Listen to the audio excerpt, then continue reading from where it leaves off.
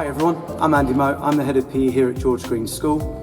We're on an exciting journey, helping to try and enrich the lives of everyone that we teach and everyone who uses this building. The hall is used every single day, from PE lessons to whole school assemblies, and in the evening when we open our doors to the local community for a whole variety of different clubs and sporting activities.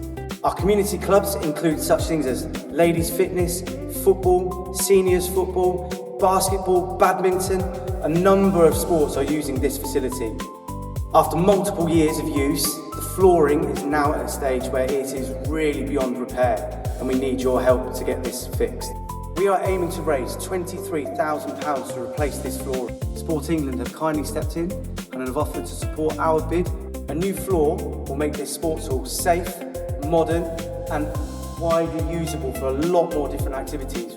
So we're really asking you, can you please help us? Thank you.